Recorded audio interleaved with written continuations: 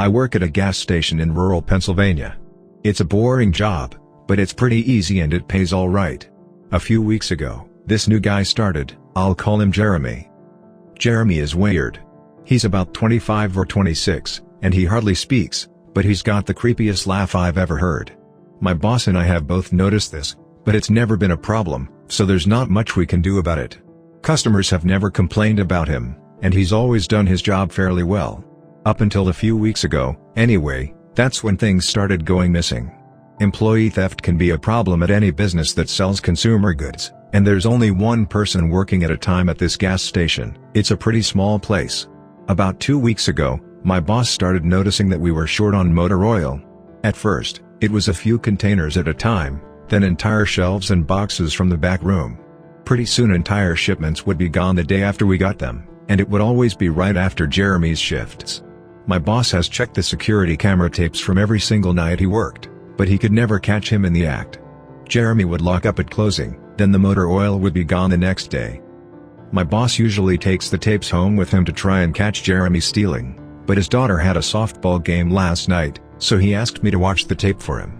He offered to pay me overtime, under the table, so obviously I took that offer.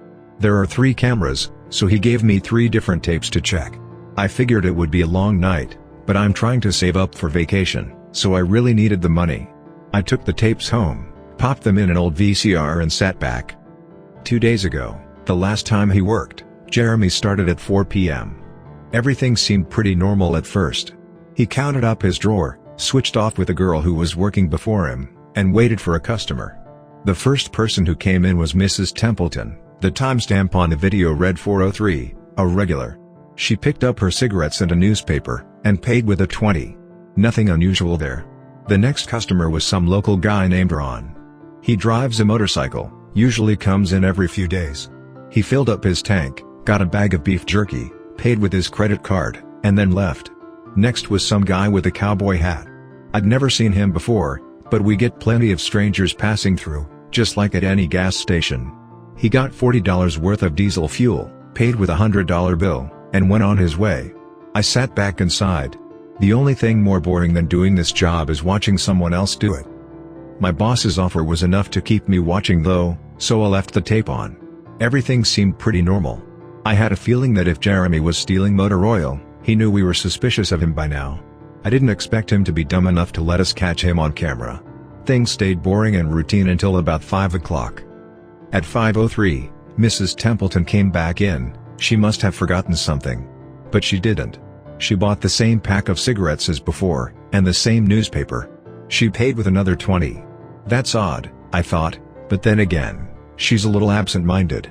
I thought Jeremy should have told her she already got her smokes, but it's not against the rules to sell somebody the same thing twice.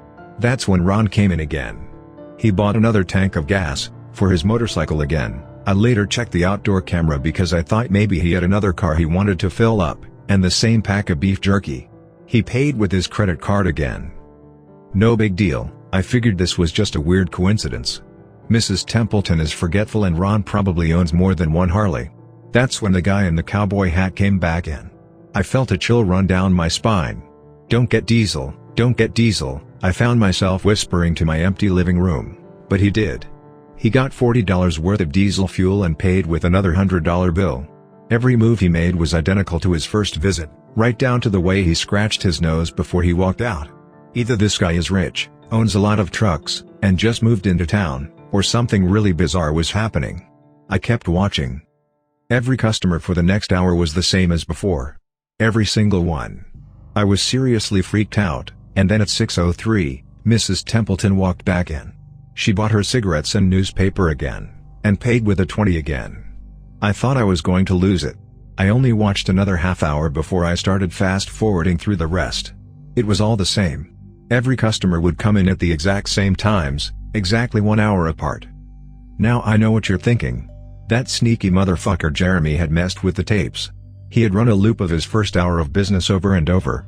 That wasn't the case.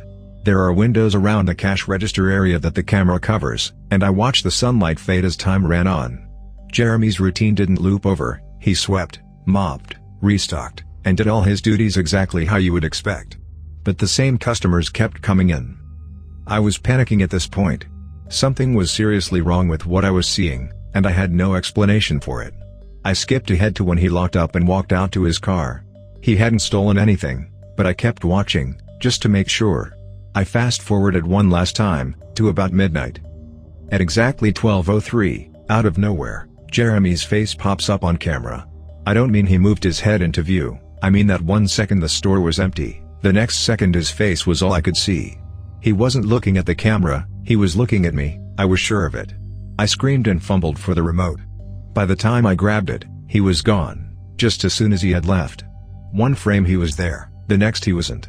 My hands were shaking like crazy, but I popped in another tape.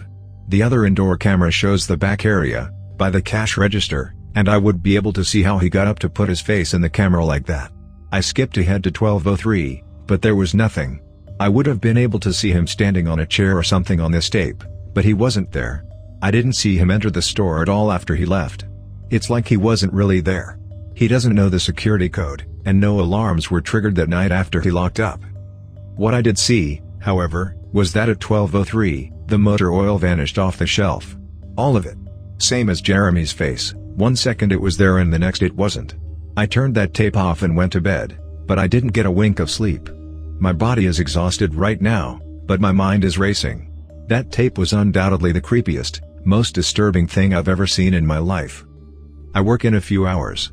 My boss asked me to bring the tapes back in and let him know what I found, but really, what the hell am I going to say?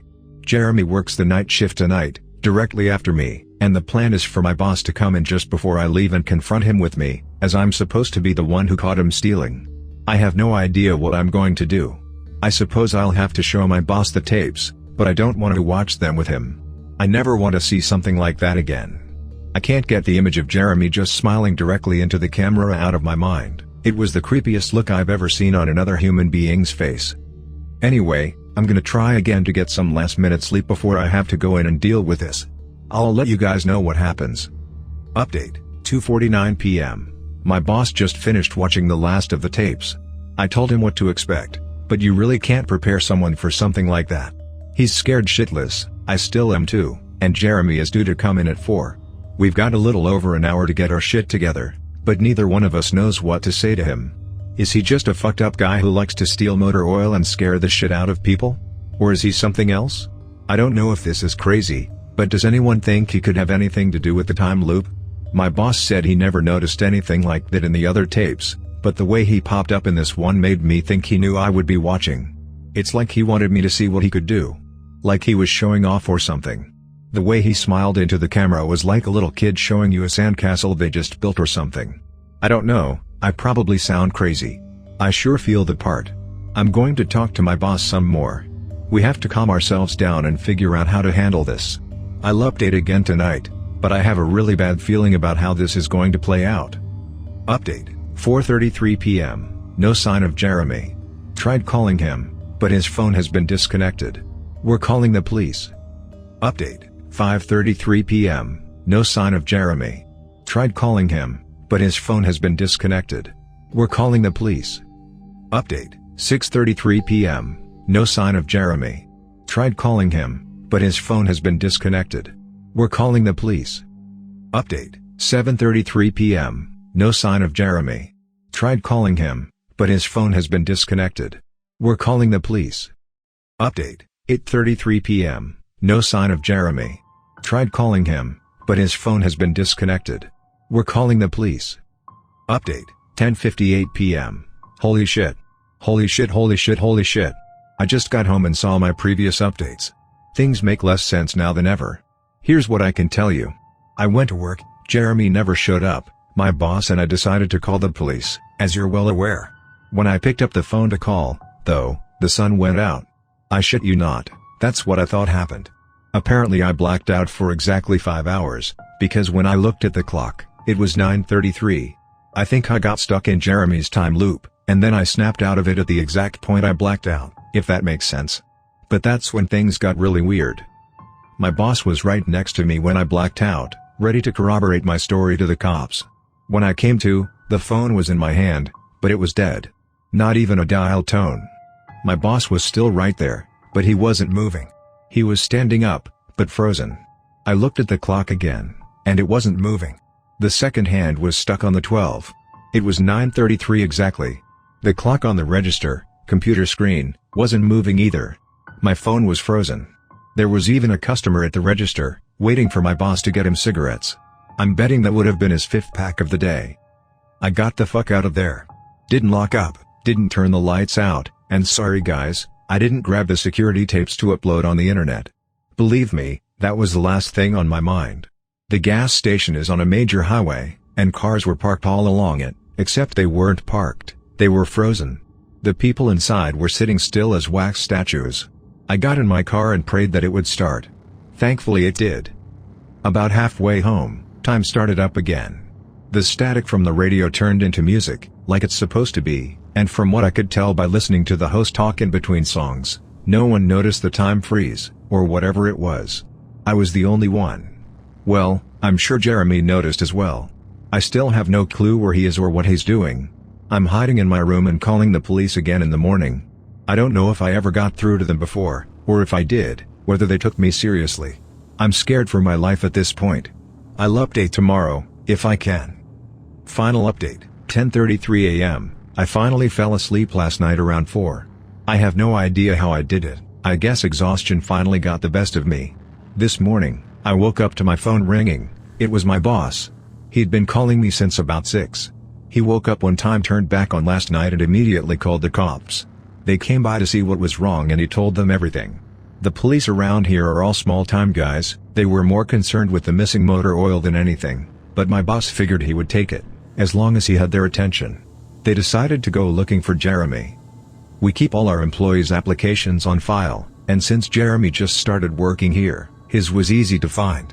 They checked the address on it and headed over to his house. You're not gonna believe what they found. The address Jeremy listed on his application was an empty lot. Or at least now it is. There used to be a house there, but it burned down in 1993. Being a small town, almost everyone remembers that fire. A family of 4 used to live there way back when. Rumor has it that they had an estranged son who they never really talked about, but I can't say for sure if that's true. What I can say is true is that after an insurance investigation, the fire was ruled an arson. The entire house was soaked in oil and torched with a Molotov cocktail. The entire family was sleeping when it happened, none of them survived. They never caught the guy who did it. Rumor has it that when they tried to contact the estranged son, no one could find him. Anyway, my boss called and told me this, and I freaked out. Then he asked me to come to the gas station.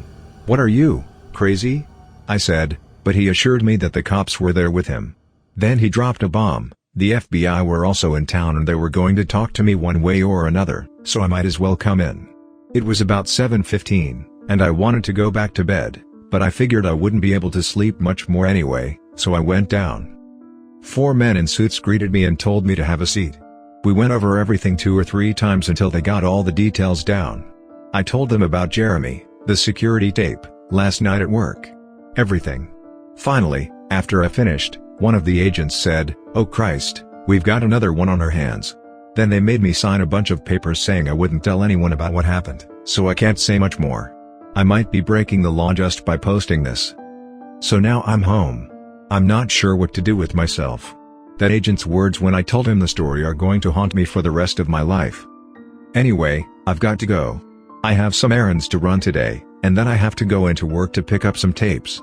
My boss and I think this new guy Jeremy, he's a complete creep, is stealing motor oil and I have to watch the security footage to see if I can catch him doing it. I have better things to do, but my boss is paying me overtime, under the table, and I'm trying to save up for vacation so I could really use the money. It should be pretty simple, the oil always goes missing right after his shifts. I figure I'll just watch the tapes, catch him in the act, and that will be that.